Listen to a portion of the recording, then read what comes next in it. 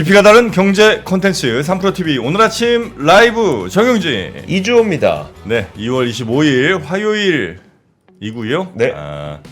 어제는 저녁 라이브에 난리가 났었죠. 예, 요 앞에 사람들이 엄청 진짜 관심 많으시더라고요. 그렇더라고요. 네. 예, 그래서 저녁 동접자 수도 꽤 많이 네. 늘어났고 했는데 확실히 이제 선거의 시절이 또 돌아온 것 같습니다. 네. 오해하시는 분들 좀 있는 것 같은데 뭐죠? 저희는 양쪽에 계신 분들을 모두 다 모시지 않습니까? 그렇죠. 네, 근데 좀 뭔가 이렇게 치우쳤냐 뭐 이런 식으로 말씀하시는 분들이 가끔 계셔갖고 네.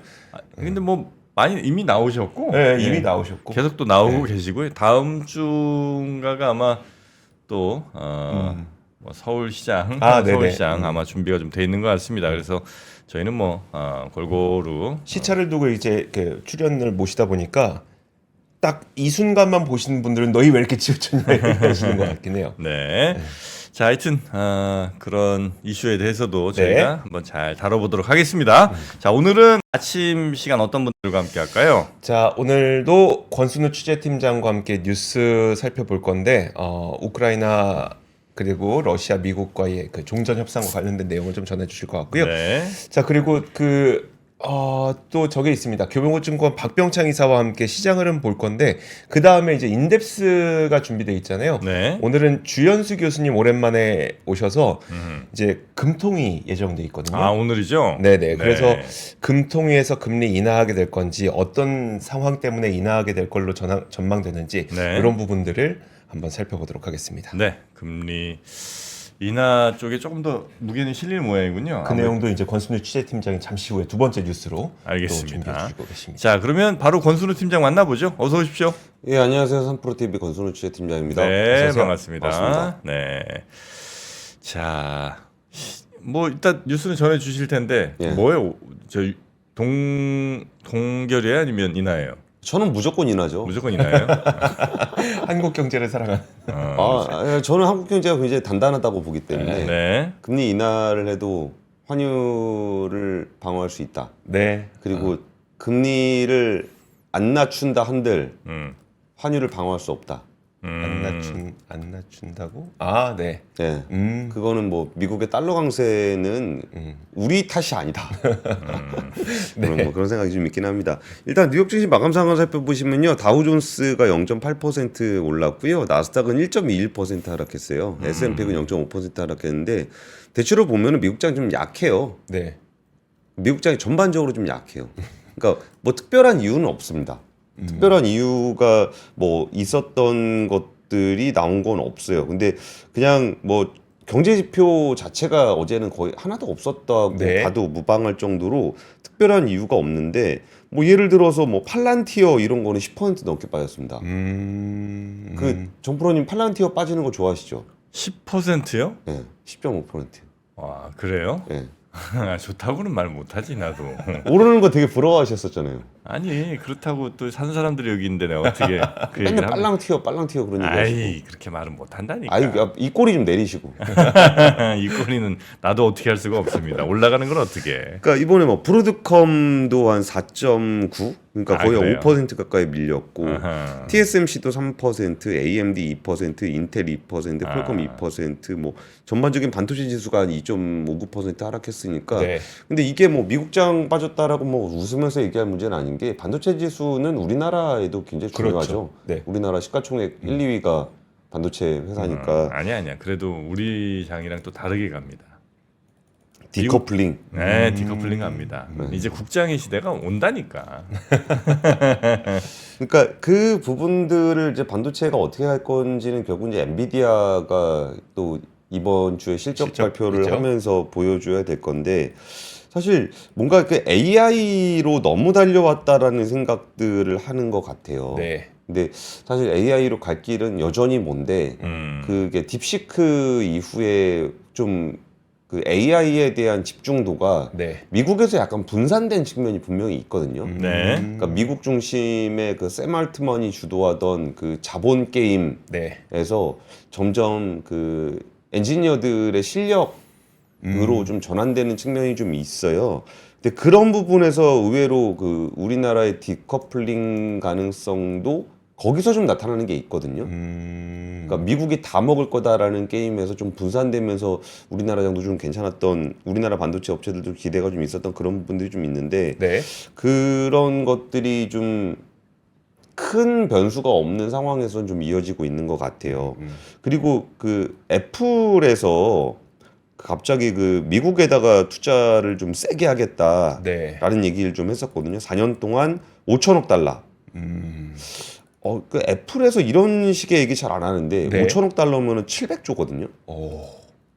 700조를 미국에다 투자하겠다라고 네. 좀 얘기를 했습니다. 스타게이트가 얼마였었죠? 그것도 뭐 한 그것도 그게 한 700조. 700조 아니었었어요? 네. 근데 거긴 돈 없다고 막 일론 머스크가 놀리고 막 그랬잖아요. 애플은 못 놀리네요. 근데 애플은 그 돈이 있을 것 같아요. 어. 그런 부분도 좀 의외였는데 그 R&D, 실리콘 엔지니어링은 반도체 만든다는 얘기입니다. 네. 그리고 AI 분야에 집중을 할 거다. 근데 이런 얘기들이 사실 트럼프를 향한 이야기 같기는 해요. 그 트럼프가 이제 네. 미국 투자에 대해서 굉장히 강조를 하고 있고, 그리고 또 하나 이 부분들에 대한 해석이 좀 있는 게 그 애플이 의외로 중국 의존도가 굉장히 높은 기업이잖아요. 중국 경기 안 좋으면 애플 주가 같이 빠집니다. 그렇죠. 그러니까 의외로 중국 의존도 높은 두 기업이 테슬라랑 애플이거든요. 네. 그러니까 되게 미국 기업 같은데 중국 의존도가 높은 두 기업인데 이번에 그 발표가 나온 부분들이 그 트럼프 행정부가 중국과의 디커플링을 네. 강조하고 있는 부분에서 애플도 이제 그런 부분들을 받아들이고 있는 것 아니냐라는 관측들이 좀 나오고 있어요. 네. 그래가지고 이제 팀쿡 CEO가 멕시코에 있는 2개의 공장을 중단하고 네. 대신에 미국에서 제품을 생산할 것이다. 음흠. 그들은 관세를 피하고 싶어한다. 네. 이런 얘기를 하는데 되게 이상하죠. 미국 기업이 기업이 미국 미국 기업이 미국의 관세를 피하고 싶어한다. 그러니까요. 근데 애플은 굉장히 좀 보수적인 의사결정을 하는 기업인데 네. 이런 얘기들이 좀 나오다 보니까 좀 큰 판에서의 변화에 대한 이야기들이 좀 나오고 있습니다. 그래서 여기에 대한 해석들은 좀 다양하게 있지 않을까 싶습니다. 네. 네. 자, 뉴스 하나하나 들어가 보죠, 뭐. 네.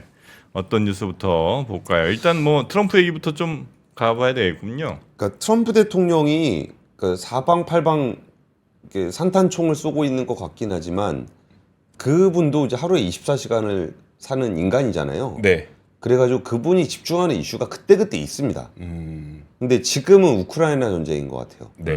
그래서 지금 그 우크라이나 광물의 절반을 미국과 공동기금을 조성하겠다라는 그 방향으로 종전을 향한 방향이 꽤 빠르게 진행되고 있는 것 같습니다. 네. 그러니까 트럼프 대통령하고 마크롱 대통령이 좀 그 회담을 좀 가졌어요. 그러면서 마크롱 대통령이 그 백악관에서 회담을 시작하기에 앞서서 우리는 공동 목표는 우크라이나의 견고하고 지속적인 평화를 구축하는 것이다. 우리는 우크라이나의 안전 보장을 제공할 준비가 돼 있다. 우리가 평화가 존중되고 있는지 확인하기 위해 군대를 파견할 준비가 돼 있다. 최전선이 아니라 평화협정을 이행하기 위한 것이다. 근데 마크롱 대통령의 얘기가 좀 되게 원론적인 얘기처럼 들리겠지만 네. 거기에 그 밑밥이 되게 많아요. 밑밥 깔아놓은 거. 그 강력한 미국의 개입을 희망한다. 라고 또 얘기를 했거든요. 네. 그러니까 프랑스가 평화유지군을 보낸다라는 거는 네. 그 정도면은 거의 그 나토의 인계철소 수준이거든요. 그러니까 프랑스 군대가 네. 우크라이나에 간다라는 건 프랑스 국민이 간다는 거잖아요. 네. 네. 프랑스 국민이 거기에 가 있다라는 얘기는 예를 들어 러시아에서 그쪽을 공격을 하게 되면 프랑스 국민이 죽잖아요. 네. 그러면 군사 개입을 하게 되는 거거든요. 네. 네. 근데 그러면서 미국의 강력한 개입을 희망한다. 뭐 자기가 할 거는 아니란 얘기잖아요. 프랑스 군을 투입을 할 건데 네. 개입은 미국이 해라. 프랑스군은 본토에 있을 거고 아니요. 그러니까 우크라이나에 있고 우크라이나 가는데 본토가 있을 거고 최전선에는 미국이 있어 달라 그 말 아니에요? 전쟁은 안 하겠다는 얘기죠. 네. 그러니까 뭔가 유럽에서 숟가락을 얹긴 얹어야 된다. 네. 라는 걸로 보여요. 그게 이번 그 우크라이나 러시아 전쟁 멈추는 데 있어서 유럽이 아무 역할도 안 하는 그런 짓은 안 하겠다. 예. 분명한 역할은 할 건데 네. 어쨌든 더 크게 확전되거나 아니면 직접 공격받는 걸 막으려면 미국 정도는 들어와 있어야 러시아도 공격 못 할 거다. 예. 뭐 요 정도겠죠, 그죠? 근데 그게 우크라이나하고의 광물 협정 카드가 이미 나와 있는 상황에서 하는 얘기거든요. 네. 근데 그 광물 협정 카드가 이렇게 그 우리나라 언론에서는 좀 일방적으로 그러니까 트럼프 대통령이 워낙 이상한 소리를 많이 하니까 네. 그 광물 협정도 마치 말도 안 되는 소리를 하는 것처럼 해석하는 경우가 많아요. 네. 근데 지금 마크롱 대통령이 지금 했던 얘기는 그 광물 협정의 일정 부분을 수용하겠다, 그러니까 유럽 입장에서 받아들이겠다라는 시그널이거든요. 네. 근데 그 부분이 그 항구적인 평화를 위해서는 뭐가 필요한가에 대한 고민들을 생각보다 굉장히 큰 틀에서의 논의들이 좀 이루어지고 있어요. 그러니까 광물협정이라는 게 결국은 우크라이나 재건을 위한 자본을 어떻게 마련할 것인가에 있어서 네. 우크라이나가 그러니까 뭐 자원을 뭐 개발하고 뭘 할 때 거기에 그 좀 제 오후에 방송할 것 때문에 제가 좀 알아본 부분들을 보니까 광물 개발을 하려면은 그 시작 단계가 거의 한 15년, 네. 시작 단계가 15년. 네. 그리고 그 광산이 유지되는 게 한 50년. 네. 그럼 그때 그 돈을 어떻게 믿고 투자할 것인가에 대한 고민이 있거든요. 그러니까 딱 시작하려면 15년 동안은 투자를 해야 되고 네. 시작을 하게 되면 50년 동안은 뺏기면 안 되거든요. 그 뺏긴다는 거 되게 중요합니다. 네. 이게 우크라이나가 뺏을지 러시아가 뺏을지 모르는 거예요. 네. 근데 그 상황에서 50년을 믿고 투자를 할 자본이 모여야 되는 거잖아요. 네. 그럼 누가 그걸 개런티 하겠냐는 거예요. 미국 정도는 해야 예. 되겠다는 거겠죠. 그런 얘기들을 하면서 그 투명하게 운영할 수 있는 미국 기금을 조성을 해서 그 돈을 우크라이나에 투자를 하겠다라는 개념이라 네. 이게 좀 학자들하고도 좀 통화를 해봤는데 의외로 국제 정세의 질서를 바꾸는 계기가 될 수도 있을 것 같다라는 얘기들을 좀 하시더라고요. 그리고 거기에 대해서 그 푸틴 대통령도 좀 특이한 얘기를 했는데 네. 미국의 히토류 금속 분야에 협력하자고 제안할 준비가 돼 있다. 그러니까 우크라이나의 광물을 어떻게 개발할 것인지에 대한 미국의 네. 협상을 하고 있는 게 있잖아요. 네. 근데 난데없이 러시아 대통령, 푸틴 대통령도 거기에 대한 제안을 할 준비가 돼 있다는 얘기를 하고 있어요. 뭐예요? 되게 이상하죠. 네. 광물 협정에? 그러니까 진짜 이상한 얘기예요. 푸틴 대통령은 어떤 그 구상을 하고 있냐면 네. 그 광물에 대한 협정을 근거로 했을 때 표현이 중요합니다. 네. 2022년 2월 특별 군사작전 이후 얻은 새 영토에 매장된 히토류에 대해서. 러시아가 새로 장악한 영토에 대해서 그거 미국한테 달라는 아니죠. 그건 이제 자기네가 가져가겠다. 네. 자기네가 가져가는데 네. 그걸 확고하게 하기 위해서 거기에 대한 자원 개발에 대해서는 미국과 협조하겠다. 그러니까 이제 미국도 이 자원 확보했을 때 그게 안전하게 자기네 거로 잘 오랜 시간 지켜지는 게 매우 중요하고 러시아 입장에서도 요만큼 땅 뺏었는데 거기서 나는 광물 자원들 자기네 잘 안전적으로 가져야 되는데 만약에 혹시라도 뭐 미국이나 어디 EU가 마음 바뀌어서 또 다시 뭐 국토 수복하네 뭐 이렇게 하면 골아파지니까 그래서 이제 때리는 아프나 뭐. 서로 이제 자신들의 영토라고 생각하는 그 부분에 대한 광물을 오랜 기간 안정적으로 확보하려는 협상들을 이제 하고 있다는 거네요. 그 두 개가 겹쳐 있는 거예요. 자원을 명분으로 안보를 획득하려 그러고 네. 안보를 명분으로 자원을 획득하려는 움직임들이 같이 나타나고 있는 거예요. 네. 그래가지고 국제 질서가 지금 되게 이상하게 돌아가고 있어요. 또 뭔 얘기를 하냐면 어떤 분이 지금 우크라이나에 근데 광물이 있긴 있냐고 하시는데 광물 많습니다. 여기 저 EU의 핵심 광물 34개 중에 22개가 우크라이나에 꽤 많이 묻혀져 있고 뭐 특히 네. 이제 뭐 리튬이라든지 뭐 게르마늄, 뭐 갈륨 같은 거 핵심 몇몇 광물들은 지금 그 댓글에 나와 있는 그 네. 얘기가 사실 왜 저 얘기 하시는지는 알아요. 그러니까 우크라이나가 지금 캐고 있는 광물 자체가 많진 않아요. 네. 그러니까 그 얘기는 어디서 나온 맥락이냐면 우크라이나에서 이게 그 정도의 기금을 조성하려 그러면은 250년 걸린다. 네. 그걸 젤렌스키 대통령이 한 적이 있어요. 네. 그러니까 우리가 지금 광물을 캐서 뭘 하는 게 없는데 그 돈을 해서 메우려면 250년 걸린다는 얘기를 했던 거고. 그럼 거기서 나온 그 다음에 반론이 뭐였냐면 그거를 지금 개발하지 않았기 때문에 그 정도 수익이 나는 건데 네. 개발을 하려면 투자가 필요하니까 그 투자를 어떻게 유치할 거냐에 대한 얘기가 나오면서 기금 얘기가 나오는 건데 이 얘기 너무 길게 좀 네. 가고 있는 것 같아갖고 근데 여기서 제가 아까 국제질서 이상하게 하고 있다는 얘기했을 때 그 유럽에서 지금 뭐 방위비 많이 올리는 얘기하고 있잖아요. 네. 근데 거기서 푸틴 대통령이 뭐라 그랬냐면은 러시아의 국방비를 50% 삭감하는 합의를 이룰 수 있다. 러시아 국방비를요? 예. 미국하고 같이. 미국도 삭감하고요? 예. 그리고 중국도 이에 동참할 수 있다. 뭐예요? 자기들끼리 지금 평화를 얘기하고 있는 거예요. 제일 무서운 대립각을 세우고 있다라고 느껴지는 미국, 중국, 러시아.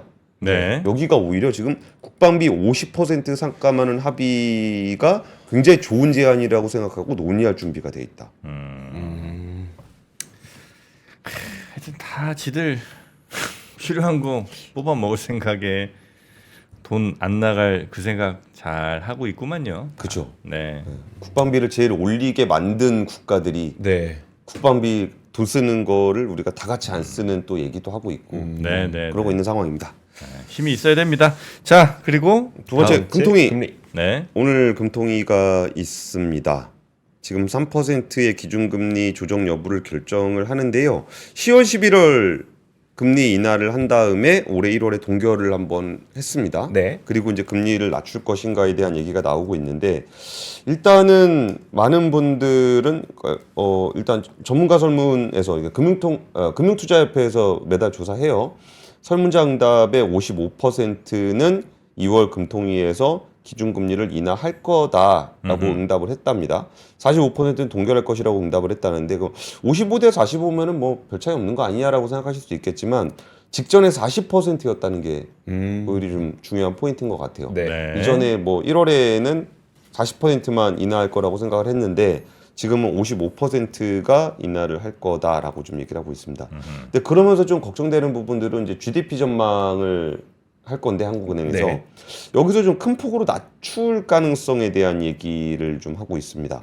이게 왜 이번에 GDP 전망이 낮아지냐면은 지난 연말에 비상계엄 선포 이후에 내수 부진이 되게 급격하게 나타났습니다. 네. 네. 그러니까 그 부분은 일시적이라고 볼 수도 있는데 일시적이라고 보더라도 갭이 엄청나게 많이 내려갔기 때문에 네.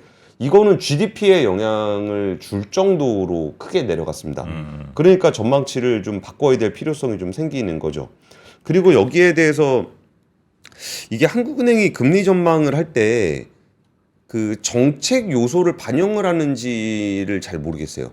그러니까 정책 요소라는 거는 기획재정부가 금리 전망, 경제 성장률 전망을 할 때는 자기들이 할 것도 전망에 넣거든요. 네. 그러니까 내가 예산 집행을 정책 집행을 이렇게 할 거니까 GDP에 이만큼 영향을 줄 거다. 네. 이거를 기획재정부는 어느 정도 반영을 해요. 네. 그래가지고 맨날 좀 우리가 생각하는 것보다 GDP 성장률 전망을 기획재정부가 좀 높게 하는 이유가 그건데 지금은 예산 쪽이 좀 약하거든요. 네. 그래가지고 추경을 해야 된다라는 거는 누구나 다 알고 있는 얘기예요. 얼마를 할지가 문제지. 네. 근데 추경을 아직 안 했잖아요. 네. 그러면은 한국은행 입장에서 추경을 하는 걸 전제로 전망을 해야 될지. 전망을 해야 되냐, 아니면은 안 하는, 그러니까 현재 상황을 기준으로 전망을 해야 되느냐가 좀 변수예요. 네. 그래갖고 이창훈 총재가 경제 성장률을 0.2%포인트를 높이기 위해서는 한 20조 원 정도의 추경이 시급하다라고 좀 얘기를 했거든요. 네. 그러면은 경제 성장률 전망의 2%포인트를 0.2%포인트를 빼고 할 거냐 말 거냐가 참 아니 근데 우리가 연준 볼 때에는 나오지 않은 데이터를 갖고 전망을 할 수는 없잖아요. 연준 같은 경우에 네. 그러니까 이거 근데 어떻게 한국은행도 네. 그래야 되는 것 아닌가요? 현재 데이터 기반으로 해야 되는 거 아니냐? 그냥 이론적으로는. 근데 이게 너무 눈에 뻔히 보이는 거라도 국민들의 심리를 건드리니까 이게 어렵다. 어렵네요. 네. 정프로님 정해주세요. 요거요? 네. 그 추경은 무조건 합니다. 그러면은 네. 한국은행은 그걸 반영해서 GDP 성장률을 내야 됩니까? 반영해야지. 아, 네. 왜냐면 중요한 뭐 정치든 경제든 중요한 이슈 있는 사람들은 예측 가능한 일들에 대해서도 책임을 져야 되거든요. 예측 가능한 일들이 그러니까 충분히 예측 가능한 일들이 벌어질 것에 대한 책임. 네, 그렇기 때문에 요 정도는 그들의 결정에 영향을 당연히 미쳐야 된다고 저는 봅니다. 네. 네, 이창훈 총재가 듣고서 좀 고민이 하나 해결되셨을 것 같습니다. 네, 고민 고맙습니다. 많이 하고 계실 건데. 네. 근데 여기서 결국은 이제 환율 변수가 있는 건데 지금 한 1,420원 정도의 환율. 네. 여기 금리를 낮추면 우리가 환율이 더 위로 튈 거냐라고 얘기하면서 그 과도한 우려를 하시는 분들이 많아요. 뭐 환율이 이제 올라가지고 1,400원 넘어가면 외환위기, 금융위기 와가지고 우리나라 망할 거라고 그런 얘기 하시는데 항상 계속 지속적으로 얘기하지만 이건 우리 문제가 아니라 달러가 강한 거라고. 네. 근데 어쩌면 우리는 1,400원 환율에 적응해야 될 수도 있어요. 네.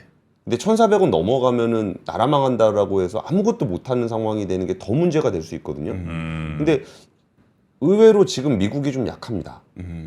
그 주가도 좀 약하고 네. 환율도 1,400원 후반대 간 거보다 좀 내려와 있거든요. 그렇죠. 근데 이럴 때도 금리 인하를 못하면 우리 계속 못할 거예요.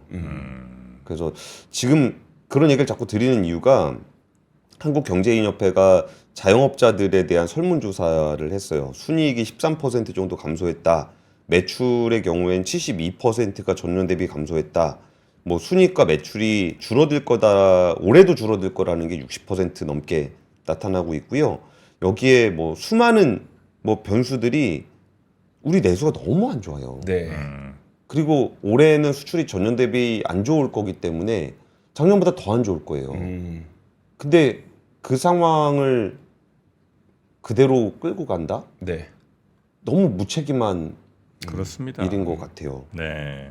그래서 지금 정도에서는 한국은행도 그런 고민들을 하게 될 것 같습니다.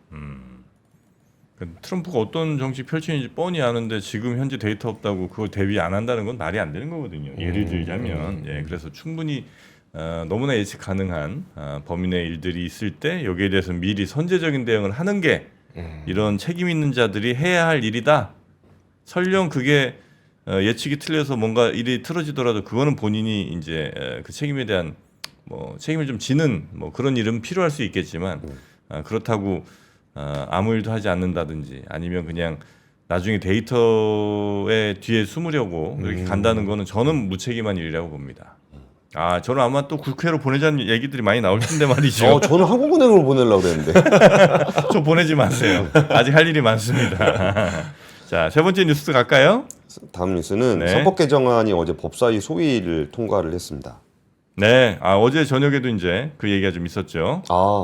저 자세히 못 들었는데. 그래요? 네. 그러니까 이제 사실 그 얘기가 있었습니다. 상법 개정이 있고 자본시장법 개정이 있는데 원래 상장사 관련된 뭐를 하려면 자본시장법 개정하는 게 맞는데 네. 거기에 대해서는 여당의 반대가 이제 크다는 거예요. 이제 여당이 또 요 소위를 장악을 하고 있고 그래서 이제 야당이 할 수 있는 민주당이 할 수 있는 거는 법사위를 통해서 거기는 법사위원장도 이제 야당이니까 그래서 그 법사위에서 할 수 있는 거는 자본시장법이 아니라 상법 개정이었다는 거예요. 근데 상법 개정을 하면 장점은 이제 통과 잘 시킬 수 있는데 문제는 모든 기업에 다 해당이 된다는 겁니다. 예, 뭐 이사 충실 의무라든지 이런 것들이 그래서 뭐 가족 기업들이라든지 뭐 이런 데도 있을 수 있는데 여기까지 이게 적용되는 게 맞나? 아니면 이건 또 예외 조항을 막 만들어야 되나? 이런 고민들을 좀 하기는 한다는 거예요. 네, 그거를 진짜 제가 나중에 한번 따로 한번 정리를 해드려야 될 것 같아요. 그러실래요? 그러니까 아니요. 노이즈가 너무 많아요. 노이즈가. 아까 얘기한 게 뭐 자본시장으로 법으로 해야 되는데 뭐 여당이 반대를 한다고요? 그 자본시장법 개정안은 정부에서 낸 거예요. 여당에서 낸 아니라고. 자본시장법 개정안. 예. 근데 이제 그 내용이 야당이 생각하는 것과 좀 많이 다르다는 거죠. 그러니까 예. 자본시장법 개정안이 상법 개정을 안 받으려고 여당이 낸 안인데 여당이 낸 안을 여당이 반대를 해가지고 그게 안 되니까 지금 상법 개정으로 갔다는 얘기 아니에요. 그러니까 자본시장법 개정안에 야당 원래 안이 있는데 그건 이제 여당이 안 받고, 근데 이제 그건 그러니까 통과시킬 수가 없고, 그냥 하기 싫으니까 하는 얘기예요. 뭐 그럴 수 있죠. 그러니까 이번에 네네. 그 국힘에서 이번 여당 이 부분은 정치적 문제가 아니라 상법 네. 개정을 해야 된다라는 거는 자본시장에서는 그냥 컨센서스예요. 네. 근데 거기서 여당 간사인 유상범 의원이 뭐라 그랬냐면 반대 토론에서 주식회사 제도의 근본을 부정하는 주장이다.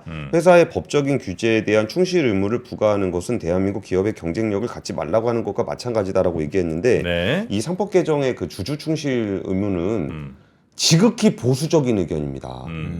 보수 쪽의 아젠다예요. 네.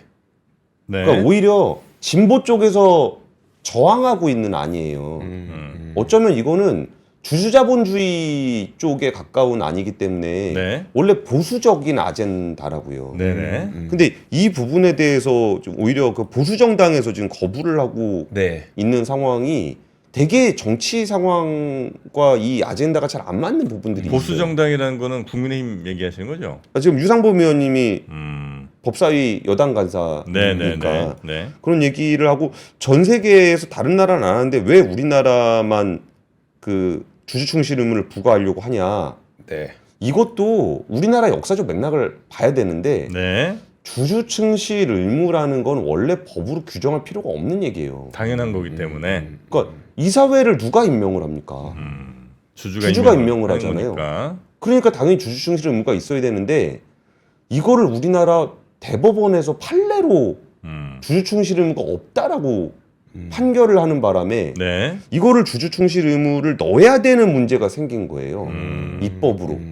이 얘기는 제가 그냥 하는 얘기가 아니라 굳이 취재원을 하나 밝히면 이 법을 다루는 법무부의 그 분도 네. 그 얘기를 하더라고요.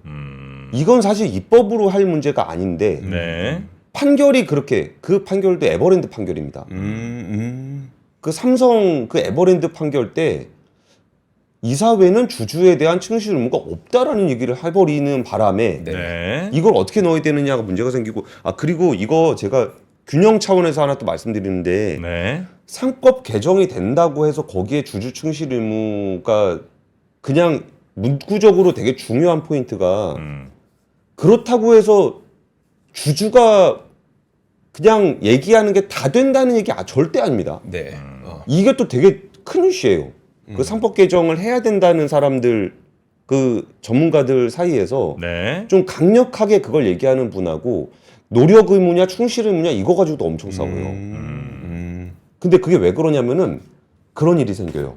예를 들어 배당을 하잖아요. 네. 배당을 하는 거는 주주한테는 유리할 수 있지만 회사에는 유리하지 않을 수 있다라는 논리가 있어요? 있어요. 그러면 회사에 대한 충실 의무와 주주에 대한 충실 의무가 만약에 충돌을 하잖아요. 네. 네. 그러면 그게 판결을 받게 되면 이른바 나가리가 됩니다. 의무 충돌에 네. 대한 부분들이 생기면서 회사에 대한 의무와 주주에 대한 의무가 그냥 동일하게 올라가게 되면 네. 판사님은 그러면은 뭐 두 의무를 다 지키느라 그럴 수가 없게 되겠네. 그리고 나가리를 시켜버리는 일이 생겨요. 그래서 이 주주에 대한 충실 의무는 그 기업들은 과도하게 우려하는 측면이 있고 네. 주주들은 과도하게 기대하는 측면이 있어서 그냥 통과시키면 되는 얘기를 통과를 못 시키는 얘기가 되고 있다. 네. 네. 그래서 뭐 이 진행 상황에 대해서는 굉장히 필요한 일이고 음. 어제 법안 소위는 통과가 됐다. 네. 그리고 이게 생각보다 빠르게 진행이 되면 어쩌면 27일 본회의에서 통과될 수도 있다. 뭐 본회의 통과까지는 뭐 큰 문제는 없을 것 같은데 그 이유가 좀 문제겠죠. 그러네. 네. 그래서 아마 저는 법은 원래 의회에서 통과를 시키면 되는 거라고 생각을 했었는데. 네, 아마 그 이후의 일정이 그러네요. 조금 있을 수는 있겠는데 뭐 그걸 한번 저희가 같이 지켜봐 보도록 하시죠. 뭐. 네, 알겠습니다. 자, 그렇게 뉴스 지금 이제 우리 권 팀장님한테 댓글이 좀 많이 달리고 있거든요. 그래요? 네. 뭐 왜요? 놀라지 마시고 한번 쭉 보세요. 그래서 아무 말도 안 하고 있었던 거예요? 와, 본인 댓글 달릴 때는 바로 끊어주시더니. 아니, 그 노트북 말고 저 그램 노트북으로 한번 보세요. 더 선명하게 잘 보일 겁니다. 그 댓글이. 네, 그램 노트북으로 보시면 아주 잘 보일 거예요. 네, 가볍게 볼 수 있죠. 그렇습니다. 그램 어쩌면 댓글 보는 사람의 마음까지 가벼워지는 LG 그램 노트북. 자, 어떻습니까? 윈도우 11까지 무료로 설치가 돼 있는 인텔 i5 10세대 램 24기가 SSD 1테라 1테라면 아시죠? 뭐 자세한 내용 1테라요? 1테라 SSD 1테라 영화 뭐 그냥 다 때려 박습니다. 그리고 왜냐면 또 핸드폰 같은 거에 사진 네. 같은 것도 있을 때 그 뭐 무슨 하드 뭐 이런 거 좀 클라우드에. 네, 클라우드 하려면 네. 돈 들잖아요. 그렇죠. 그냥 컴퓨터에 다 때려 박는 거예요. 네, 그렇게 1테라입니다. 요거 딱 1kg 이 15인치거든요. LG 10g 15이기 때문에 네. 15.6인치. 예, 근데도 1kg밖에 안 됩니다, 이게. 진짜 저는 좀 들어보고 놀랐던 게 오늘 이거랑 그다음에 울트라 탭이 탭도 있죠. 또 있는데 네. 무게가 거의 비슷해요. 큰 차이 안 나. 그럼 탭이 안 팔리는 거 아닐까? 그런가? 근데 칸 탭은 가격 경쟁력이 또 세요. 그래서 그래? 네. 진짜 큰 차이 안 나죠? 진짜 가볍긴 가볍네. 조금 놀랐어요. 근데 이게 딱 들어올리고. 물론 이제 탭을 제가 오른손에 들고 그램을 왼손에 들어서 아니지? 그러면 왼손이 더 무거워. 그러네. 그러니까 그램이 좀 더 무겁긴 하죠. 그럴 수밖에 없긴 한데. 네, 근데 또 엄청 가볍습니다. 좀 놀랐어요. 자, LG 그램 여러분이 워낙 좋아하시니까 이거 갖고 나올 때마다 이건 다 완판이더라고요. 그러니까요. 예, 요거 가격 78만 9천 원. 예, 윈도우 11 포함 78만 9천 원으로 요거는 여러분 드리도록 하겠습니다. 자, 됐죠? 요 네. 노트북은 됐어요. 이 정도는 뭐 더 설명할 게 없어. 그리고 LG 울트라 탭 요거는 뭐 저희도 역시 뭐 갖고 나올 때마다 인기가 많아갖고 네. 요게 19만 8천 원. 19만 8천 원. 예. 이 10인치짜리인데 진짜 이 집에다 놓고 이거 뭐 저 유튜브 네. 같은 거 틀어놓고 딱 저 에센셜 그 음악 틀어놓고 여자친구 부르면 딱입니다. 예. 아니면 이제 여자친구 있는지 물어보고 얘기하셨어야 되는 거 아니에요? 아니 누구한테 물어봐요? 그것까지 뭐 내 책임이 아니고 예. 그리고 또 아니면 밤에 이렇게 장작불 떼는 영상 있거든요. 그거 좋죠. 예, 불멍. 불멍 영상 틀어놓고 저녁에 이렇게 커피 한 잔 딱 하셔도 굉장히 좋으니까 요 울트라 탭 요게 64기가 그다음에 램이 4기가 8코어 8코어 CPU 네. 이렇게 들어가 있는 친구입니다. 요거 19만 8천 원 가격이 뭐 얘는 너무 매력적이니까. 그러니까요. 네. 예, 하여튼 그렇게 보시면 되겠습니다. 자, 이미 사신 분들이 잘 쓰고 계시다고.